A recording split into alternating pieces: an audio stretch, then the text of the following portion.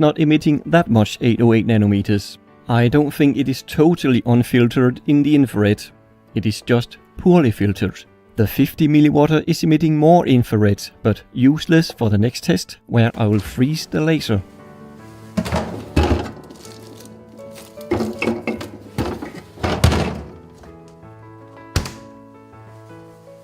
With the 5 mW cooled down, let us confirm that it is not emitting any light, as shown in a previous video.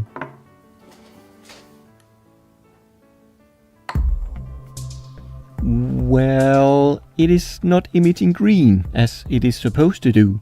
With my eyes, I don't see this odd violet light, because it is invisible infrared light. Like the light from your remote control, which the camera clearly can see too. I can only see this light if I use an infrared detector card. Actually, with the spectrometer setup, why don't we test the wavelength of remote control light? It is centered around 930 nanometers, as were all remotes I tested. Interesting. My camera will pick up weak 930 nanometers light, but not strong 980 nanometers light from this infrared laser. So we now know my camera will pick up the 808 nanometers from the pump diode inside the green laser, but not the 1064 nanometers from the crystals. After warming up for a while, the green laser gradually starts emitting more and more green light as the crystals inside start converting the infrared to green. The crystals are only efficient at the right temperature and when hit by the right infrared wavelength.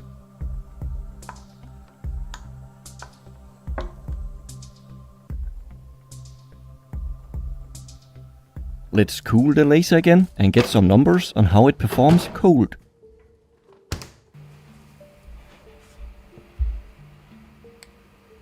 There we have it, 3 mW of only infrared output, no green and no 1064 nanometers infrared, and not even 808 nanometers infrared like the warm laser.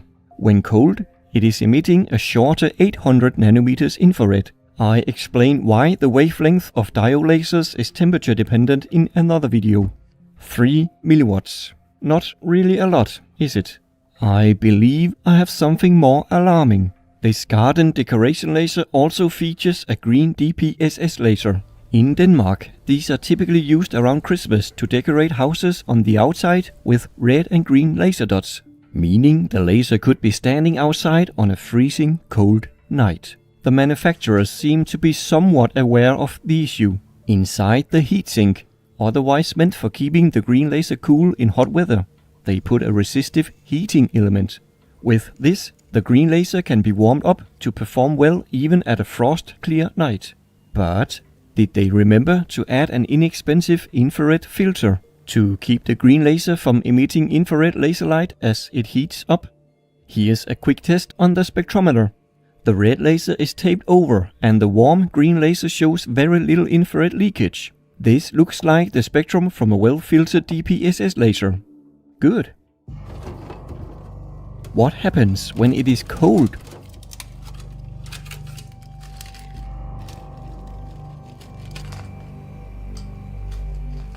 Alright, the cold laser is now turned on. What will we see? Oh no, do you see that?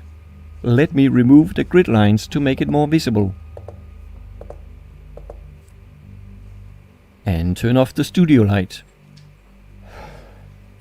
This is basically a strong infrared laser when turned on in the cold.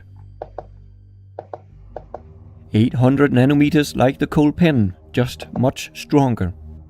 I have measured it to be around 40 milliwatts of infrared in a Patreon video.